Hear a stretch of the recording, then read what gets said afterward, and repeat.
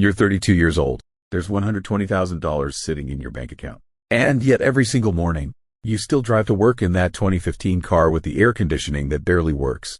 Your coworker, Ken, bought a brand new SUV yesterday, and everyone is congratulating him. When Ken looks at you, deep down, he feels sorry for you. But here's what Ken doesn't know. While he thinks he's buying people's respect with that new car, you are quietly buying your own freedom with that old one. This is the dark side of quiet wealth that nobody ever talks about. Wait, because this video isn't about what you think it's about. This isn't one of those sweet little motivational videos that tells you to love your old car and be frugal. You're not going to feel good after watching this. The opposite, actually, because I'm going to show you two things at once. The thing you can't see, and the thing you've been refusing to see. You're both paying a price. Ken's is visible, yours isn't, and the price you can't see is always the more dangerous one. Today we're going to open the cover of a ledger nobody ever reads out loud, but everybody signs every single month. Watch until the end, because by the time this story is over, you'll never look at the person in the mirror the same way again when you climb into that car tomorrow morning. It's 7:30 in the morning. You turn the key. The engine hesitates for a second, then catches. The fan pushes warm, stale air at you instead of cold. You roll the window down. This is your morning. You pull into the lot, and you see it. Ken's new SUV. The plate isn't even on yet. The paper tag is still sitting in the windshield. 3 people are standing around it. One is running a handle on the hood. One is peering inside. One is saying, "You earned it, man." Ken is in the middle. He's smiling, but the smile only lives in his mouth. His eyes keep scanning the lot. Who's watching? Who sees this? Who approves? You step out of your car. The door shuts with that familiar rattle. Nobody turns to look. And right here, in this exact moment, the biggest illusion of your life begins. You look at that lot and you decide that the one who's winning is Ken. He isn't. But to understand why, you first have to see the real price of being seen. Because showing off isn't a purchase. Showing off is a hidden tax. A tax you pay out of your own pocket for 1 second of looking valuable in someone else's eyes, and the bill never arrives in the mail, and you haven't seen the real amount on that bill yet. So let's climb inside Ken's head for a minute. Because Ken didn't actually buy a car. Ken bought a feeling. The first week he drove that SUV, the world became a different place. He caught his own reflection in the rearview at red lights. The guard at the gate opened the barrier a little faster. Relatives called to congratulate him. Every glance, every "well done," dropped into his brain like a small reward. That week, Ken was happy. Genuinely happy. But here's what nobody tells you. Nothing that's new stays new for long. Second week, the car is just a car. Third week, that new smell starts to fade from the seats. By the time the first month is over, Ken feels nothing when he gets behind the wheel. That rush, that "I made it" high, it evaporated. And 2 things stayed behind. A debt that will run for 36 months. And a quiet hunger for the next new thing. Because that's how dopamine works. The thrill doesn't come from having, it comes from getting. The second you get it, a clock starts counting down. And when the feeling runs out, your brain goes looking for another dose. A bigger phone, a more expensive watch, a trip, a sofa, another car.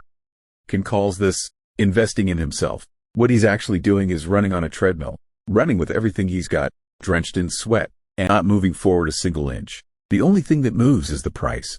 The amount he has to pay just to feel normal climbs a little higher every month.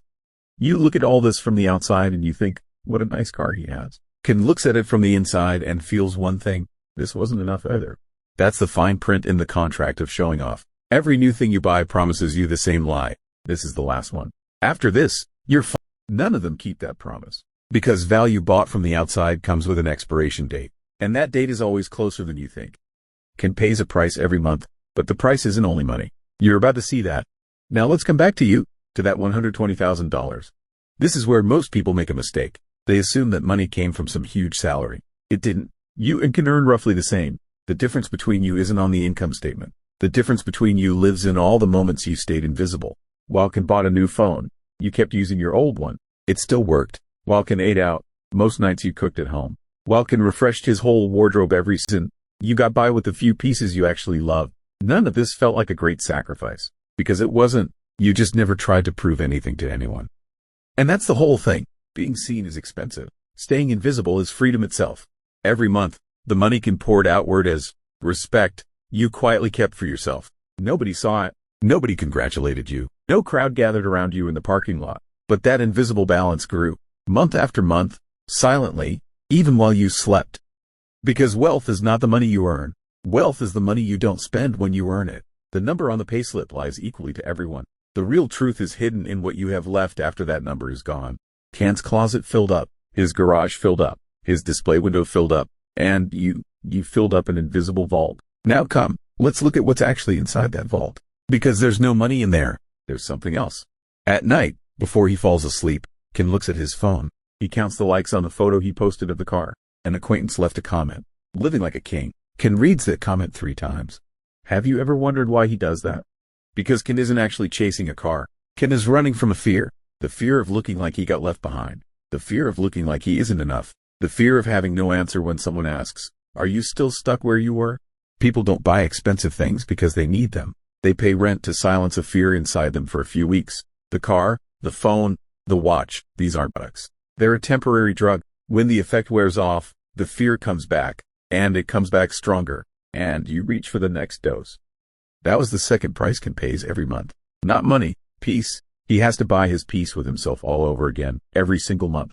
And that is the most expensive subscription in the world, because it never ends. Now be honest with yourself. Have you really never felt that fear? You have. In that moment in the lot, when those 3 people gathered around Ken, a small voice inside you said, "What if I'm the one on the wrong road?" It did. The only difference is this. You didn't buy a car to drown out that fear.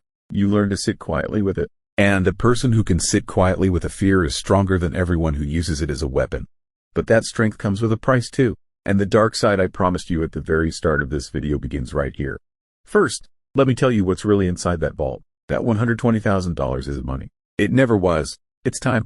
Every dollar you saved is a future morning. A morning you don't have to go to work. A moment when you can look your boss in the eye and say, "I don't feel like coming in today." A day you can rest when you're sick without the thought, "But what if my money runs out?" The power to say no to a job you hate, a person you hate, a life you hate. Being rich isn't owning a lot of things. Being rich is being forced to do nothing. That SUV in Ken's garage doesn't give him that. It gives him the exact opposite. That car whispers something to Ken every day. You can't leave that job now. You're bound to that salary. Because I want to be paid every month. While Ken thought he was buying respect, without realizing it, he locked a chain around his own ankle. A shiny, fragrant chain that everyone envies. You, driving that old car down the same road, are quietly cutting your chains off. The air conditioning doesn't work, true. But that car holds something Ken will never feel. The freedom to sell it any day you want and walk away without looking back. This is the invisible formula of quiet wealth. While everyone else turns their money into things, you turn your money into time. And time is the one thing you can buy that you can never get back.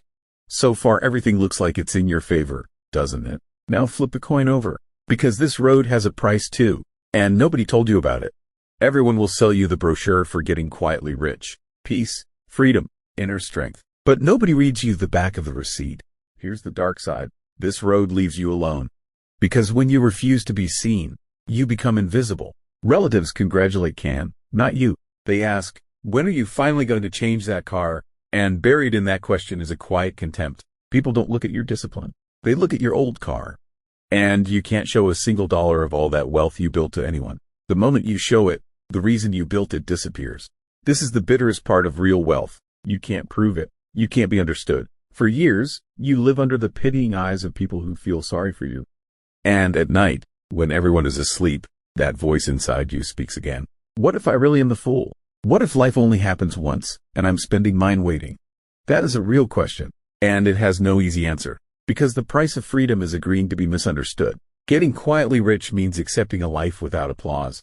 And human beings were not built to live without applause. That ancient part of you still wants the approval of the tribe. Every day, you tell that part no, and saying no is exhausting.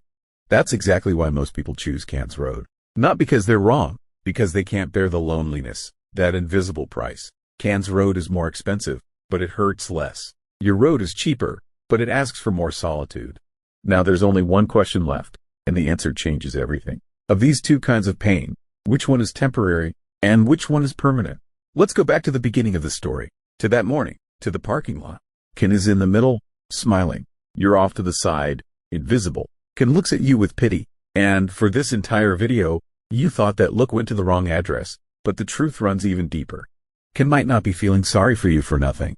Maybe, in that moment, in that lot, he really was the one who won. For 1 second. That second is his. Don't take it from him. But think about this. When the applause stops, what's left? When the 3 people scatter, when the congratulations go quiet, When the likes on the photos stop climbing, Kim's left alone. Alone with the car in his garage, the 36-month debt, and the fear that still won't shut up. The night his applause is loudest is the night he can't sleep. Because the louder you make people clap, the more the silence deafens you afterward. Your silence was there from the start. Nobody looked at you in that lot. But when you got home and parked that old car, there wasn't a single debt inside it. Not one obligation, just you. And a freedom that grows a little wider every month. And here's the last thing Ken doesn't know. You don't envy his car. Ken, in a way he could never admit, envies your peace. He just can't ever guess that your peace is hidden inside a cheap, quiet, old car.